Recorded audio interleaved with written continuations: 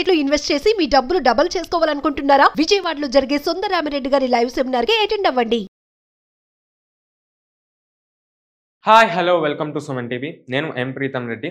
ఈరోజు మనం ఫండమెంటల్ అనాలిసిస్లో మనం బిజినెస్ లైఫ్ సైకిల్ గురించి తెలుసుకుందాం. మనం ప్రొడక్ట్ లైఫ్ సైకిల్ గురించి ప్రీవియస్ వీడియోలో తెలుసుకున్నాం. బట్ ఇది బిజినెస్ లైఫ్ సైకిల్. రెండిటికి చాలా సిమిలారిటీ ఉంటుంది, బట్ ఒక డిఫరెన్స్ ఉంది. మనం ప్రొడక్ట్ లైఫ్ సైకిల్లో 4 స్టేజెస్ గురించి తెలుసుకున్నాం. ఏంటిది? ఇంట్రడక్షన్, గ్రోత్, మెచ్యూరిటీ, ఇంకా డిక్లైన్.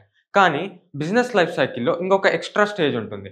చాలామంది ఏంటిదంటే 4 స్టేజెసే ఉంటాయనుకుంటారు, కానీ కొంతమంది మాత్రం 5 స్టేజెస్లో క్లాసిఫై చేస్తారు. ఆ ఫిఫ్త్ స్టేజ్ ఏంటిదంటే ఫస్ట్లోనే వస్తుంది. అదే మనకి సీడ్ అండ్ డెవలప్మెంట్ స్టేజ్ అని అంటాము. సో మనం ఈరోజు ఈ బిజినెస్ లైఫ్ సైకిల్ని డీటెయిల్గా తెలుసుకుందాము. మనకి ఫస్ట్ స్టేజ్ అనేది సీడ్ అండ్ డెవలప్మెంట్ స్టేజ్. అంటే మనకి ఒక ఎంటర్‌ప్రెన్యూర్ అనేవాడు, అంటే బిజినెస్ అనేది చేయాలనుకున్న వాళ్ళు ఫస్ట్ ఆఫ్ ఆల్ ఒక ఐడియాని క్రియేట్ చేస్తారు. అంటే మనకి ఇంకా బిజినెస్ గురించి తెలీదు. బిజినెస్‌ని ఏం చేద్దాము, ఎలా చేద్దామని ఒక ఐడియా డెవలప్ చేస్తారు. ఈ ఐడియాని ఇన్వెస్టర్స్ దగ్గరికెళ్ళి డబ్బులు తీసుకోవడానికి ట్రై చేస్తారు. అంటే ఇక్కడికి ఈ సీడ్ అండ్ డెవలప్మెంట్ స్టేజ్‌లో వాళ్ళు ఓన్లీ ప్రొటోటైప్ చేస్తారు. ఇంకా ఎలాంటి ప్రొడక్ట్స్ లాంచ్ అనేది చేయరు. సో మనకి వాళ్ళకి ఒకవేళ ఆ ఐడియా నచ్చితే, ఆ ఐడియా నుండి బిజినెస్‌లో తయారు చేద్దాం అనుకుంటే వాళ్ళకి ఇన్వెస్ట్‌మెంట్ దొరికితే సీడ్ అండ్ డెవలప్మెంట్ స్టేజ్ నుండి నెక్స్ట్ స్టేజ్ స్టార్టప్ స్టేజ్‌కి వెళ్తారు. సో స్టార్టప్ స్టేజ్‌లో ఫస్ట్ వాళ్ళు ఆ ప్రొడక్ట్‌ని మార్కెట్‌లోకి లాంచ్ చేస్తారు. కానీ ఈ స్టేజ్‌లో ఆ కంపెనీకి అనేది ప్రాఫిట్స్ అనేవి రావు. అది కొత్త మార్కెట్‌లో ఎంటర్ అవుతున్నందుకు మార్కెటింగ్ మీద చాలా ఎక్స్‌పెండిచర్స్ ఖర్చు చేస్తుంది. అంతేకాకుండా ఆ ప్రొడక్ట్ గురించి అందరికీ అవగాహన ఉండదు. అంతేకాకుండా మనకి అది కొత్త మార్కెట్‌లోకి వెళ్తున్నందుకు లాస్‌లో అమ్ముతుంది ప్రొడక్ట్‌ని. ఎక్కువ మంది తీసుకుంటారు. మార్కెట్ షేర్ పెరుగుతుందనేసి ప్రొడక్ట్‌ని లాస్ అవుతున్న తక్కువ ధరకే అమ్ముతుంది. సో అది స్టార్టప్ స్టేజ్. ఇక్కడ మనకి ఒక కంపెనీ అనేది ఈక్విటీ ద్వారానే ఫైనాన్స్ అవుతుంది. ఏంజెల్ ఇన్వెస్టర్స్ ద్వారా కానివ్వండి, బూటప్ ఫైనాన్స్ నుండి కానివ్వండి. అంటే ఎంటర్‌ప్రెన్యూర్ తన డబ్బులతోటి పెట్టుకొని, లేదా ఏంజెల్ ఇన్వెస్టర్స్ దగ్గరికెళ్ళి వాళ్ళ డబ్బులతోటి పెట్టుకొని, మోస్ట్‌లీ ఈక్విటీ తోటే వస్తుంది. బ్యాంక్ దగ్గర నుండి వడ్డీ అనేది వీళ్ళు తీసుకోరు. ఎందుకంటే బ్యాంక్స్ అనేవి స్టార్టప్ స్టేజ్‌లో రిస్క్ ఎక్కువ. సో వాళ్ళు అప్పనేది ఇవ్వరు. కాబట్టి స్టార్టప్ స్టేజ్‌లో ఇన్వెస్టింగ్ అనేది చాలా రిస్కీ. ఎందుకంటే చాలా కంపెనీస్ స్టార్టప్ స్టేజ్‌లోనే ఫెయిల్ అయిపోతాయి. బట్ మీరు స్టార్టప్ స్టేజ్‌లోనే ఇన్వెస్ట్ చేసి ఆ కంపెనీ ఒకవేళ సక్సెస్‌ఫుల్ అయితే మీకు చాలా ఎక్కువ రిటర్న్స్ అనేవి వస్తాయి. ఈజీగా 10 టైమ్స్ కూడా రావచ్చు.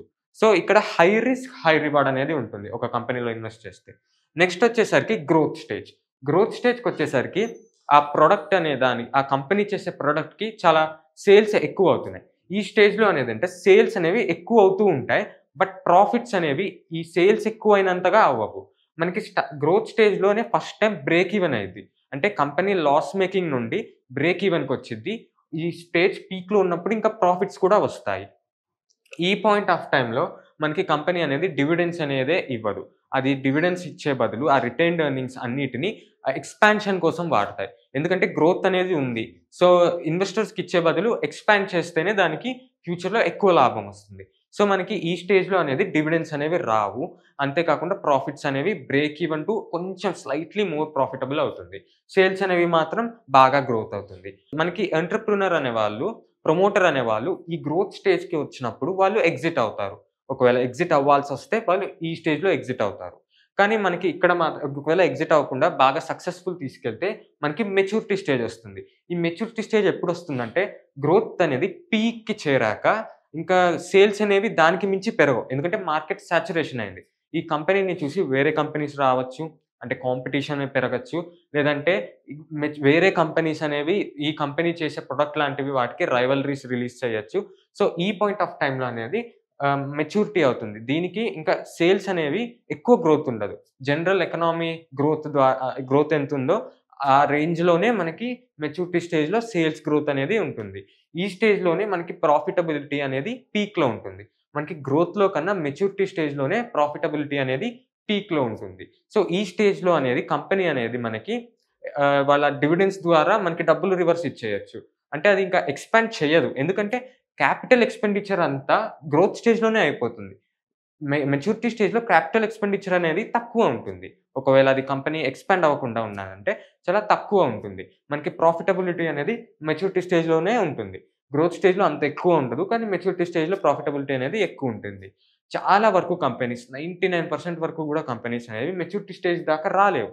99 కాదు కానీ 90% దాకా కంపెనీస్ ఉన్నాయి. మెచ్యూరిటీ స్టేజ్ దగ్గర రాలేవు. మోస్ట్‌లీ అన్నీ సీడ్ అండ్ డెవలప్‌మెంట్‌లోనే చాలా బిజినెస్ ఐడియాస్ ఆగిపోతాయి.